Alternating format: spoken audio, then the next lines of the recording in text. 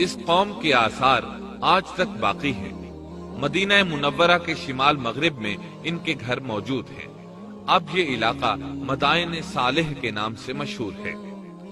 سورۃ النمل میں اللہ تعالیٰ فرماتے ہیں، بس یہ ان کے گھر ہیں جو ان کے ظلم کے سبب ویران پڑے ہیں، بے شک اس میں دانش مندوں کے لیے نشانیاں ہیں۔ اللہ تعالیٰ نے ان کے نشانات کو آج تک باقی رکھا ہے تاکہ بعد میں آنے والوں کو یقین ہو جائے اور کسی قسم کا شک نہ رہے۔ صالح علیہ السلام نے ان سے کہا۔ اس پر صالح نے کہا کہ اچھا تم 3 دن تک اپنے گھروں میں رہ سہ لو، یہ وعدہ جھوٹا نہیں ہے۔ مطلب یہ کہ تمہیں صرف 3 دن کی مہلت ہے، اس کے بعد تم سب کے سب ہلاک کیے جاؤ گے۔ وہ صالح علیہ السلام کی بات کو رد کرتے ہوئے انہیں دھمکیاں دینے لگے کہ جن عذابوں کا تو ہم سے وعدہ کر رہا ہے، اگر تو سچا ہے تو ان کو ہم پر نازل کر دے۔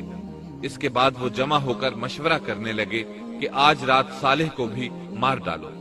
ان کے اس مشورے کے بارے میں اللہ تعالیٰ سورۃ النمل آیات 48 اور 49 میں فرماتے ہیں، اس شہر میں 9 سردار تھے، وہ زمین میں فساد پھیلاتے رہتے تھے اور اصلاح نہیں کرتے تھے۔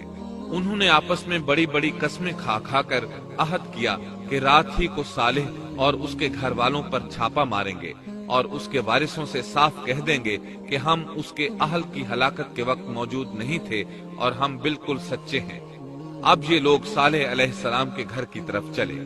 اللہ تعالیٰ سورۃ النمل آیات 50 اور 51 میں فرماتے ہیں، اور انہوں نے ایک داؤ کھیلا، سو ہم نے بھی ایک ایسا داؤ کھیلا کہ انہیں خبر بھی نہ ہوئی، پھر دیکھو کہ ان کے داؤ کا کیا انجام ہوا، ہم نے انہیں اور ان کی ساری قوم کو ہلاک کر دیا۔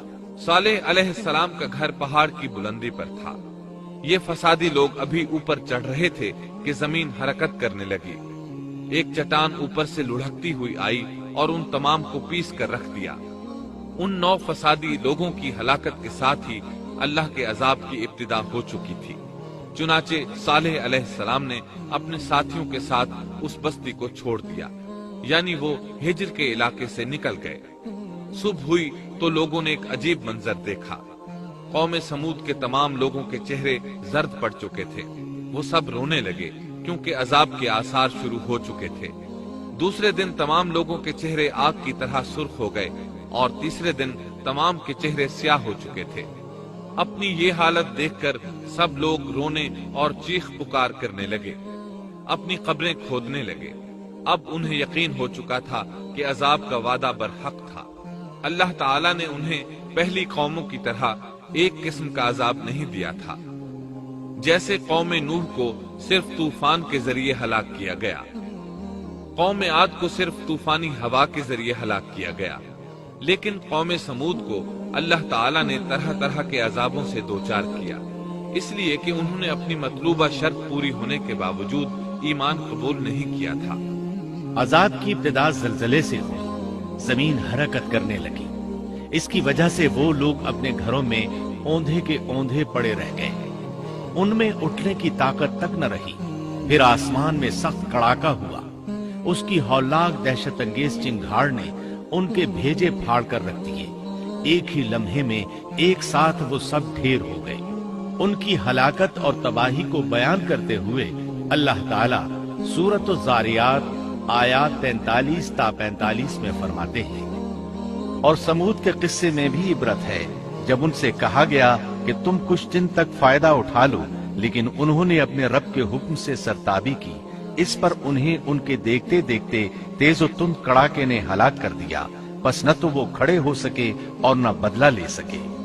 اسی طرح سورہ ہود میں اللہ تعالیٰ نے ان کی تباہی کا نقشہ اس طرح کھینچا ہے کہ ایک زور کی کڑک نے ان ظالموں کو آ لیا، پھر تو وہ اپنے گھروں میں زانوں کے بل مردہ پڑے رہ گئے، ایسے گویا کہ وہ کبھی آباد ہی نہ تھے۔